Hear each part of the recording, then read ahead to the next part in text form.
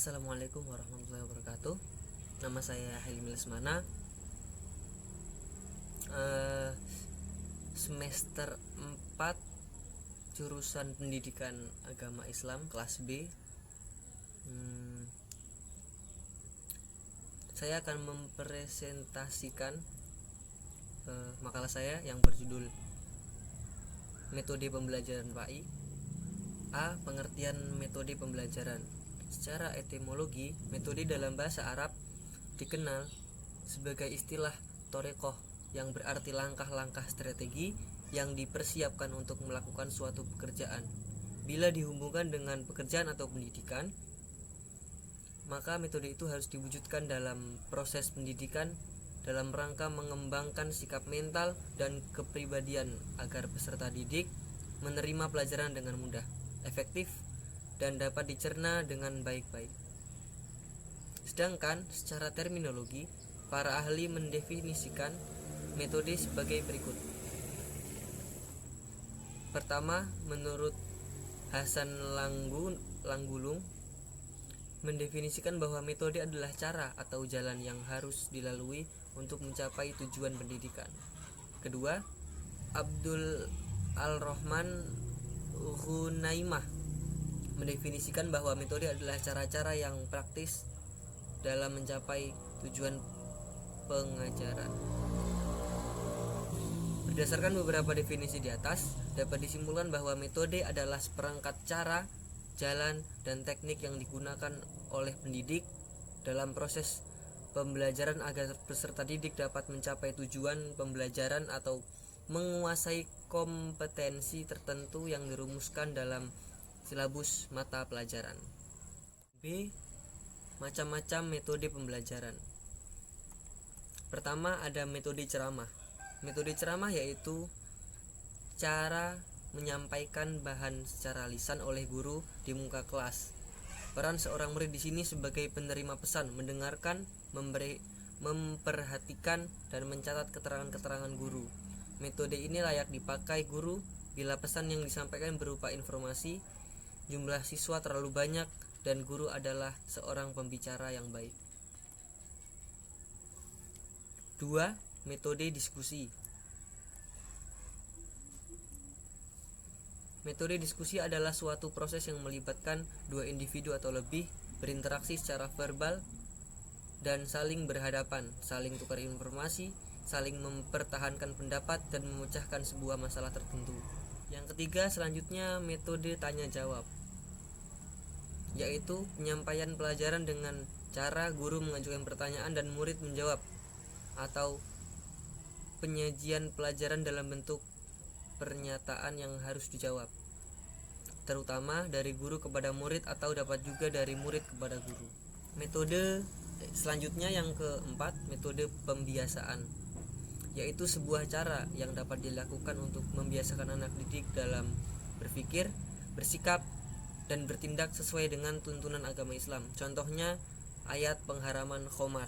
Jadi guru tersebut mencontohkan bahwa tidak meminum khamar atau minuman keras. Jadi ya muridnya akhirnya ada metode pembiasaan. Kelima, yaitu metode keteladanan, yaitu hal-hal yang dapat ditiru atau dicontoh oleh seseorang dari orang lain, namun keteladanan yang dimaksud di sini adalah keteladanan yang dapat dijadikan sebagai alat pendidikan Islam, yaitu keteladanan yang baik sesuai dengan pengertian uswah dalam ayat Al-Quran.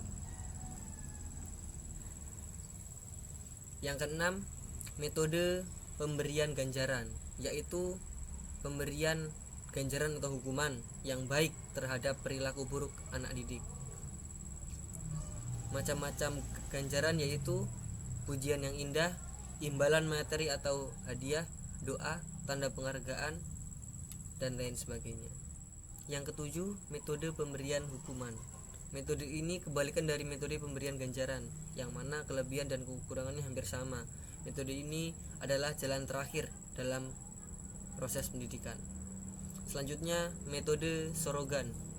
Inti metode ini adalah berlangsungnya proses belajar mengajar secara face to face. Jadi face to face antara guru dan murid. Jadi di dalam sekarang ini kita menggunakan metode online, jadi tidak ada face to face. Yang kesembilan, metode bandongan.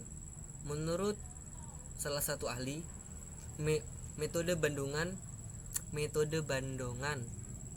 yaitu sekelompok murid mendengarkan seorang guru yang membaca, menerangkan, dan seringkali mengulas buku-buku Islam dalam bahasa Arab. Keunggulannya hampir sama dengan metode ceramah, lebih cepat dan praktis. Selanjutnya, metode muzakarah, yaitu cara yang digunakan dalam penyampaian bahan pelajaran dengan jalan mengadakan pertemuan ilmiah yang secara khusus membahas persoalan yang bersifat keagamaan. Nama lainnya adalah Majma'al al-Buhus. Yang ke-11, metode kisah, yaitu suatu cara menyampaikan suatu materi pelajaran dengan menuturkan materi pelajaran yang secara kronologis lah, seperti halnya metode kisah ini kayak contohnya kisah sabarnya Nabi Yusuf saat dibuang oleh keluarganya, oleh kakaknya, seperti itu. Selanjutnya 12, metode pemberian tugas, di mana guru memberikan sejumlah tugas kepada murid-muridnya untuk mempelajari sesuatu, kemudian mereka disuruh untuk mempertanggungjawabkannya. 13, metode karya wisata, yaitu suatu metode ajar di mana siswa dan guru pergi meninggalkan sekolah menuju suatu tempat untuk menyelidiki atau mempelajari hal-hal tertentu. Selanjutnya yang ke-14, metode eksperimen. Menurut Zakia Daraja, metode percobaan yang biasanya dilakukan dalam mata pelajaran tertentu. Sedangkan menurut Departemen Agama yaitu praktek pengajaran yang melibatkan anak didik pada pekerjaan akademis, pelatihan atau pemecahan masalah. 15, metode latihan, yaitu suatu metode dalam pengajaran dengan jalan melatih anak didik terhadap bahan pelajaran yang sudah diberikan atau biasa disebut dengan ulangan. 16, metode sosiodrama, yaitu suatu metode mengajar di mana guru memberikan kesempatan kepada murid untuk melakukan kegiatan memainkan peran tertentu seperti yang terdapat dalam masyarakat sosial. Tujuannya adalah agar siswa menghayati dan menghargai perasaan orang lain, membagi tanggung jawab dalam kelompok, merangsang siswa berpikir dan memecahkan masalah. Selanjutnya 17, metode simulasi adalah kemampuan siswa untuk berimitasi dengan objek yang diperankan. Pada titik finalnya, siswa mampu untuk mendapatkan kecakapan bersikap dan bertindak sesuai dengan situasi yang sebenarnya. 18, metode kerja lapangan, yaitu suatu cara mengajar yang bertujuan memberikan pengalaman kerja nyata bagi anak didik di luar kelas. Metode ini hakikatnya merupakan penyempurnaan dari metode kerja kelompok, karya wisata, dan eksperimen. Dan bahkan itu juga bisa disisipi dengan metode tanya jawab. 19, metode demonstrasi, yaitu metode mengajar dengan menggunakan peragaan untuk memperjelas suatu pengertian atau untuk memperlihatkan bagaimana berjalannya suatu proses pembentukan tertentu kepada siswa. Dan yang terakhir 20, metode kerja kelompok. Istilah kerja kelompok mengandung arti bahwa siswa-siswi dalam suatu kelas dibagi ke dalam beberapa kelompok besar maupun kecil yang didasarkan atas prinsip untuk mencapai tujuan bersama. Langkah-langkah yang harus ditempuh dalam pelaksanaan metode kerja kelompok ini yaitu pertama, menentukan kelompok. Jadi guru tersebut memberikan pernyataan akan membuat suatu kelompok-kelompok belajar. Yang kedua, pemberian tugas-tugas kepada kelompok. Yang ketiga, pengerjaan tugas pada masing-masing kelompok. Dan terakhir, penilaian. Mungkin sekian dari saya.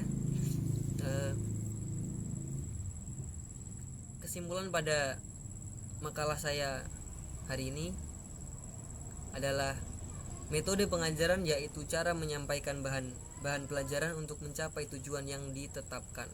Fungsinya adalah menentukan berhasil tidaknya suatu proses belajar mengajar dan merupakan bagian yang integral dalam suatu proses pengajaran. Secara garis besar, metode mengajar dapat diklarifikasikan menjadi dua bagian, yaitu metode mengajar konvensional dan metode mengajar inkonvensional. Metode mengajar yang ada antara lain metode pembiasaan, metode keteladanan, pemberian ganjaran, pemberian hukuman, ceramah, tanya jawab, diskusi, slogan, bandongan, mudzakarah, kisah, pemberian tugas, karyawisata, dan lain sebagainya. Mungkin sekian dari saya. Kurang lebihnya mohon dimaafkan. Wassalamualaikum warahmatullahi wabarakatuh.